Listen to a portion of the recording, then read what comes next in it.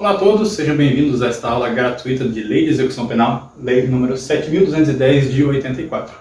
Esta aula tem por objetivo ser uma aula zero, uma aula inaugural sobre o curso de Execução Penal na Prática, que vai estar disponível para vocês. Como no curso eu sou muito objetivo, voltado para aquilo que é da advocacia, que é interessante para a advocacia criminal, para a defesa, para a resolução dos interesses dos seus clientes, a resolução dos problemas deles, eu resolvi criar antes uma aula zero para aquelas pessoas que não estão familiarizadas nem um pouco com a Lei de Execução Penal, certo?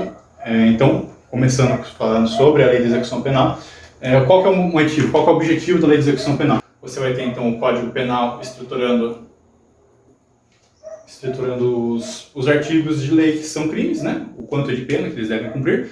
Você vai ter depois o processo penal que vai apurar a infração, se a pessoa deve ser absolvida ou condenada, o quantum de pena, se essa pena vai ser, vai ter a suspensão condicional da pena, se será feito o acordo de não persecução penal, tudo isso para no final, chegando aí a uma pena restritiva de direitos ou uma pena privativa de liberdade, passará para a Lei de Execução Penal, no sentido de que surge para o Estado, né, como se fosse aí, voltando para o processo civil, como se fosse um título executivo do Estado, né. O Estado fala para a pessoa que deu todas as oportunidades dela se defender, mas que no final restou apurado que ela deveria cumprir uma pena e o Estado agora teria o direito de executar essa pena, né?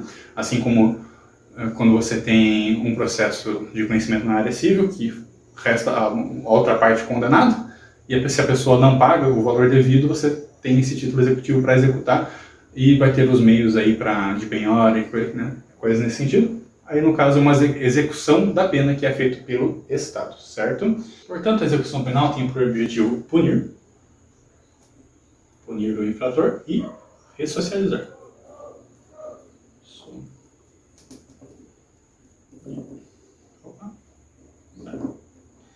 Punir e ressocializar. E já a Lei de Execução Penal tem por objetivo regularizar isso, né? Fazer essa regularização.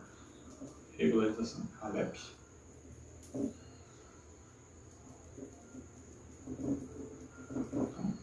E preservar os direitos. Preservar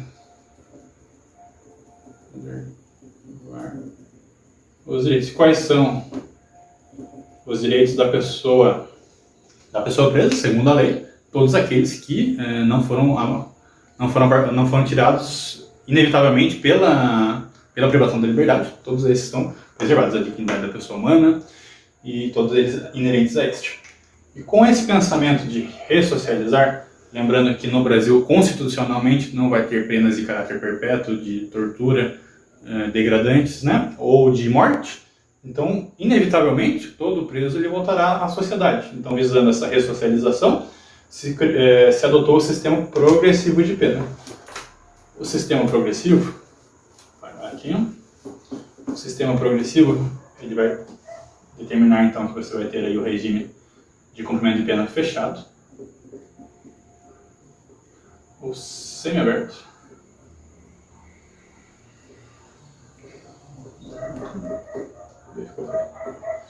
e o aberto, certo? Não necessariamente você vai iniciar cumprindo a pena no regime fechado, depois para o semiaberto para o aberto, né? Algumas penas já são cumpridas diretamente, inclusive no meio aberto, muitas vezes são substituídos por pena restritiva de direito, e ainda assim faz parte da execução penal, né? Mas, e quem vai dizer sobre isso é o artigo 33, parágrafo 2º, letras A, B e C, que vai dar um quantum de pena, né? Até a pena até 4 anos, regime inicial aberto aos primários, e de 4 a 8 anos para o semiaberto e acima de 8 anos para o fechado. Sabemos que isso não segue um critério meramente matemático, né? Nós temos jurisprudência no sentido de que mesmo a pessoa reincidente pode acabar cumprindo pena no regime semiaberto, e mesmo a pessoa primária com pena inferior a 8 anos, dependendo da gravidade em concreto do crime, pode começar cumprindo a pena no regime fechado.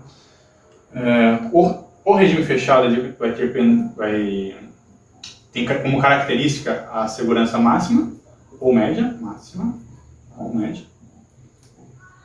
O preso trabalhará internamente durante o dia, ainda que isso não aconteça na prática com todos, né? Ele trabalha internamente durante o dia e se recolhe lá no mesmo local durante a noite. O regime semiaberto ele será cumprido em colônia agrícola. Colônia agrícola. Em colônia industrial. Ou similar.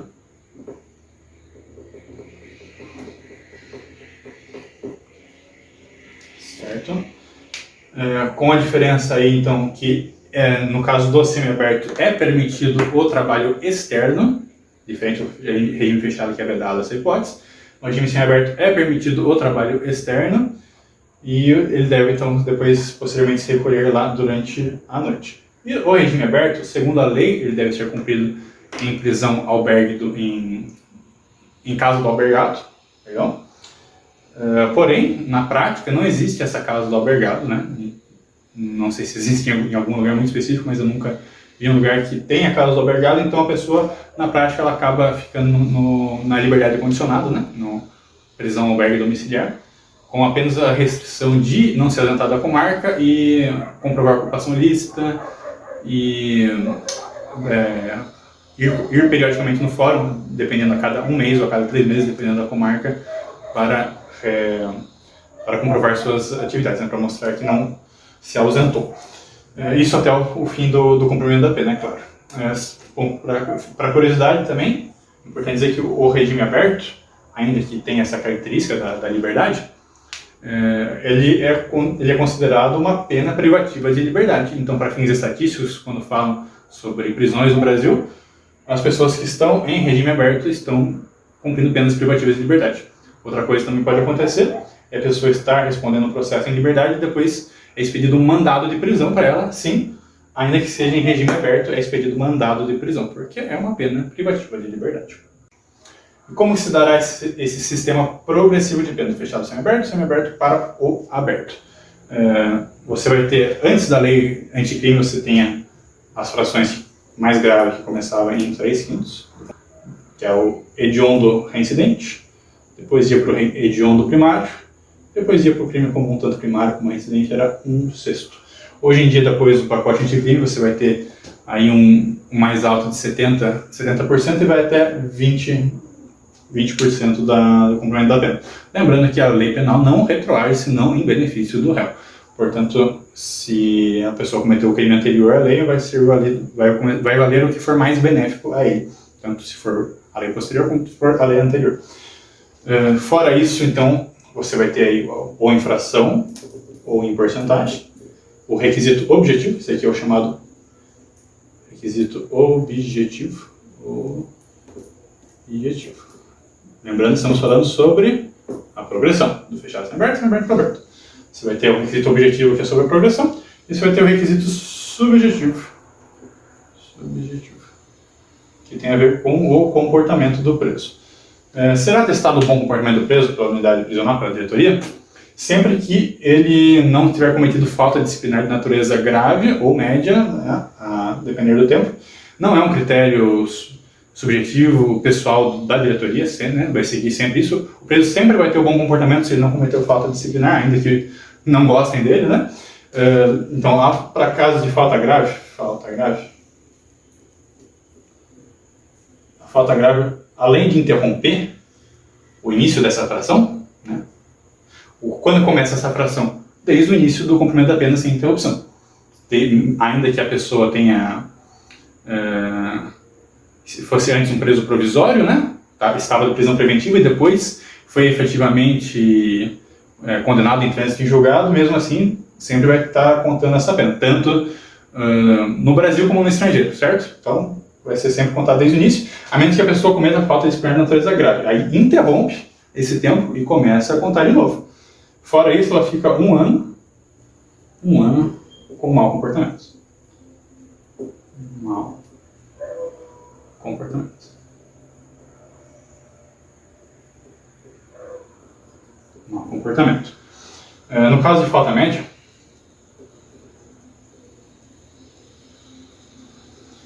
a falta média ela não interrompe. A falta média ela não interrompe a pena. Ela apenas vai ficar os 6 meses com o mau comportamento. Certo?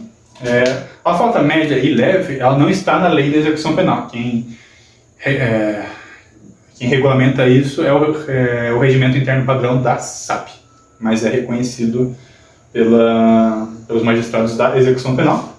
As faltas graves estão na lei de execução penal, sim, mas a falta média e leve não estão. Então é isso que você precisa para você fazer a progressão de regime. Você vai precisar do requisito objetivo, que vai ter a ver com a fração ou a porcentagem. A fração e a porcentagem ela vai variar de acordo com o quê? Crimes hediondos ou comuns, crimes com violência ou grave maciço, né, sobre o pacote anticrime. Né? Antes era apenas hediondo reincidente, hediondo comum, primário reincidente em crime comum. Crime hediondo é reincidente, crime primário hediondo, crime primário ou reincidente em crime comum. Também tem os casos anterior, né? Lembrando sobre o que eu falei antes, que a lei penal não retroage senão em benefício do réu. Vai ter casos aí que a pessoa cometeu crime hediondo antes da lei de 2007, né? Que falava sobre essa questão do aumento das frações, então vai ser 1/6 para quem cometeu crime hediondo antes de 2007, né? Vai ter outras peculiaridades sobre essa questão aí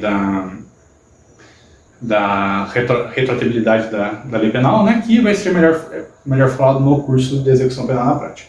Então você vai ter o requisito objetivo e o requisito subjetivo. Somado esses dois, será feito a progressão de regime. Lembrando que no requisito subjetivo, o magistrado ele pode requerer o exame criminológico. Não é um critério que o magistrado possa requerer por livre e espontânea vontade. Ele precisa ter fundamentos concretos na execução penal. Se o magistrado ele usa critérios do processo de conhecimento, né, que o crime foi grave, coisa nesse sentido, isso é rechaçado pela jurisprudência. Eu falo isso melhor no curso de execução penal na prática, tá ok? Mas esse exame criminológico consiste em passar com o atendimento com a psicóloga, assistente social e, por vezes, se o juiz determinar, com psiquiatra. Aí, visto os laudos, o juiz determinará se for cumprido o requisito subjetivo. Se não for cumprido, ele falará que mesmo tendo o requisito objetivo sendo cumprido, o requisito subjetivo não foi cumprido e indefiro o pedido, certo? Isso acaba sendo óbvio, sim, para o seu pedido de progressão de regime. Fora a progressão de regime, nós temos também Temos também a regressão de regime, né? De cá para lá. Quando que isso acontece? Nos casos de falta disciplinar de natureza grave. Além do que já foi falado, da interrupção do lapso, do comportamento por um ano, a falta grave também tem o condão da regressão de regime. Mas e se a pessoa ela foi condenada em regime inicial semiaberto ou aberto? Mesmo assim, mesmo que seja inclusive uma pena de detenção, né, que necessariamente o regime inicial é o semiaberto, se a pessoa cometer falta disciplinar de natureza grave, já é entendido pela jurisprudência que ela pode sim regredir de regime, certo?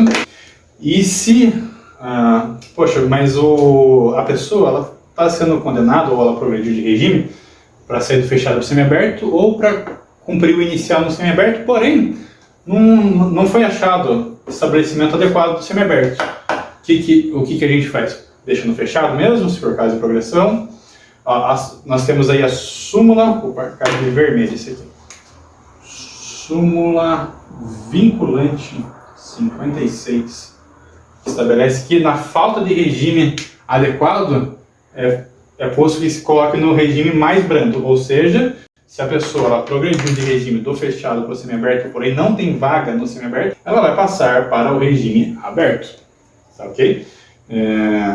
É feita uma razoabilidade mínima, né? um período de dias para que essa mudança ocorra, né? Apesar que o ideal seria que fosse feito no mesmo dia, né?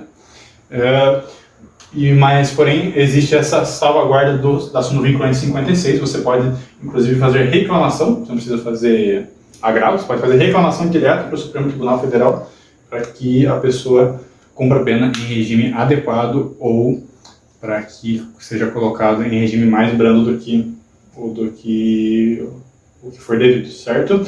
Aí, fora isso, também, fora essa questão das progressões, você também tem a figura do... Vou dar uma limpada aqui.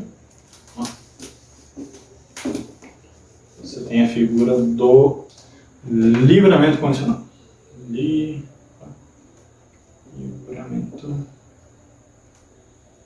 condicional.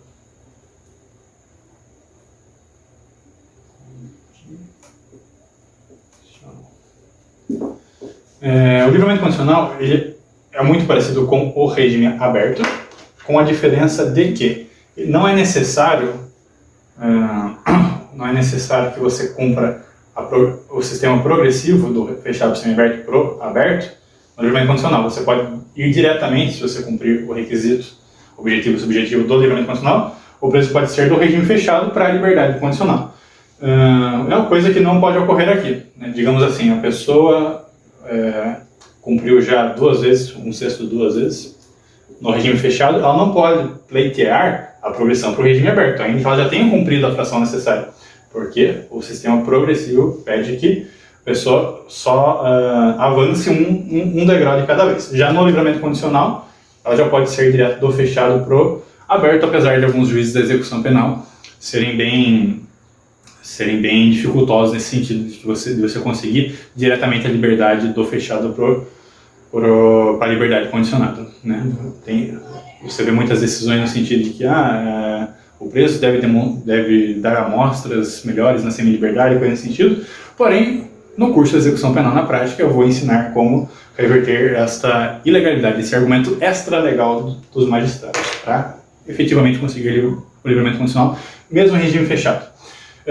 O livramento condicional segue critérios também de fração, que não foram alterados na lei anticrime. O que a lei anticrime alterou foi a revogação, o impedimento do livramento condicional em alguns crimes.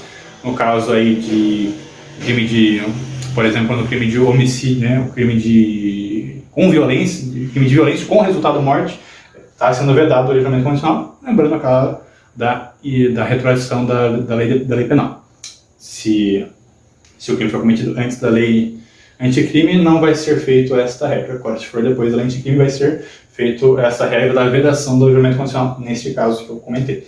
O livramento condicional, então, ele vai ter aí a fração de 2/3 para crimes hediondos, tanto primário quanto reincidente, 2/3, e vai ter 1/2 para crimes comuns, se reincidentes, e 1/3 para crimes comuns, se primário. Em caso de dupla condenação em crime hediondo, duas vezes em crime hediondo, é vedado o livramento condicional desde antes do pacote anticrime. Tá, ok? O requisito subjetivo vai ser o mesmo, pode ser feito o exame criminológico também para o livramento condicional, e com a diferença de que a falta grave não interrompe esse lapso aqui, dessas frações, ele não é interrompido pela falta grave. A falta grave, ela interrompe, lembro, o lapso da progressão de regime. Mas ela não interrompe o lapso do livramento condicional. O que ocorre, muitas vezes, é uma confusão. Essa confusão ocorre, muitas vezes, por parte dos próprios sentenciados que, ao estudarem por conta, né, a lei de execução penal, eles leem que a falta grave não interrompe o lapso do livramento condicional. Só que o que eles não entendem é que esse aqui é o requisito objetivo. Fora isso, você também tem o requisito subjetivo. Então, por mais que não interrompa o lapso, ele permanecerá com mau comportamento durante 1 ano ou 6 meses, a depender do tipo da falta, né? Seria, inclusive, um contrassenso a pessoa cometer uma falta disciplinar e logo em seguida, após essa apuração e condenação da falta, ela vai ser agraciada com o livramento condicional, certo? É isso, pessoal, espero que tenham gostado. Essa aqui foi uma aula inaugural, introdutória sobre o curso de execução penal. Convido vocês a participarem do curso de execução penal na prática. É um curso que, apesar de curto, ele está muito objetivo, muito voltado realmente à prática do que realmente é importante para o advogado na execução penal, por isso ele está bem condensado. Além disso, vai ter todo o material com modelos, né, vários modelos para vocês poderem seguir realmente atuantes na execução penal, ok? Espero vocês lá.